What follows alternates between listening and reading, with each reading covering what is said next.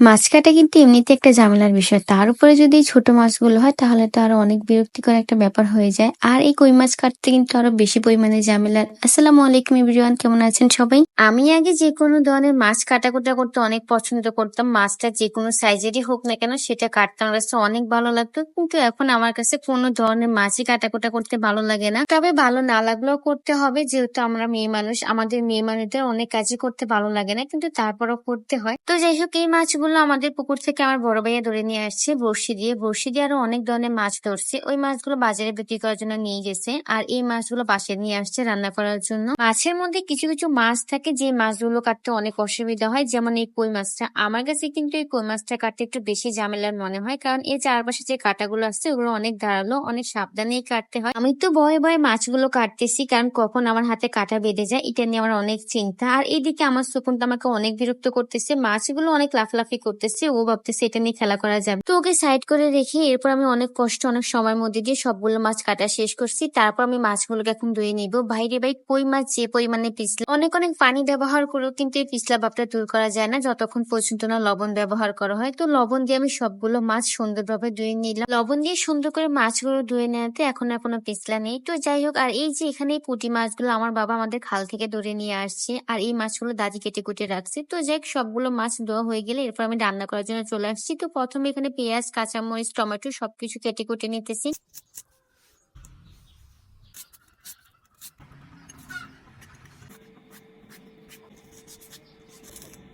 Tomato, পেঁয়াজ, কাঁচামরিচ সবগুলো জিনিস কাটা হয়ে গেলে এরপরে কই মাছগুলো ভাজি করার জন্য এগুলোর মধ্যে একটু মশলা মেখে নিতেছি। হলুদের গুঁড়া, জিরার গুঁড়া, লবণ দিয়ে মেখে নিলাম। আর তারপরে এই পুঁটি মাছগুলোকে এখন রান্না করার জন্য সব রকম মশলা এর মধ্যে দিয়ে দিব। প্রথমে পেঁয়াজ কুচি, কাঁচামরিচ, আদা রসুন দিয়ে দিলাম, আর তারপর দিয়ে দিতেছি হলুদের গুঁড়া, মরিচের গুঁড়া, জিরার গুঁড়া, একটু তেল দিয়ে দিলাম, আর এরপর একটু দিয়ে দিলাম লবণ। সবকিছু দিয়ে ভালোভাবে মেখে নিয়ে তারপর একটু পানি দিয়ে এরপর চুলার মধ্যে বসিয়ে দিলাম। ওইদিকে পুঁটি মাছগুলো হইতেছে আর এইদিকে আমি কই মাছগুলো ভাজি করে নিতেছি। এই ছোট ছোট মাছগুলো হতে কিন্তু বেশি সময় লাগে না, এই যে অল্প সময়ের মধ্যে ছোট মাছগুলো হয়ে গেছে। ওই মাছগুলোকে সামান্য ভাজি করা হয়ে গেলে এখন এই মাছগুলোকে আমি পেঁয়াজ, কাঁচামরিচ, টমেটো সবকিছু দিয়ে সুন্দরভাবে রান্না করে নিব। তেলের মধ্যে আমি পেঁয়াজ, কাঁচামরিচ সবকিছু দিয়ে একটু নাড়াচাড়া করে এরপর আদা রসুন দিয়ে দিলাম, আর তারপর দিয়ে দিবে এখন হলুদের গুঁড়া, জিরার গুঁড়া, মরিচের গুঁড়া, সব রকম মশলা দিয়ে ভালোভাবে নাড়াচাড়া করে মেখে এরপর টমেটো কুচি দিয়ে দিলাম। মশলাগুলোকে ভালোভাবে কষিয়ে এরপর পানি দিয়ে দিতেছি, আর পানিগুলো ফুটে আসলে এরপর দিয়ে দিতেছি কই মাছগুলো। আর কয়েক মিনিট ধরে রান্না করলেই হয়ে যাবে আজকে আমার রান্না করা মজাদার কই মাছ ভাজি।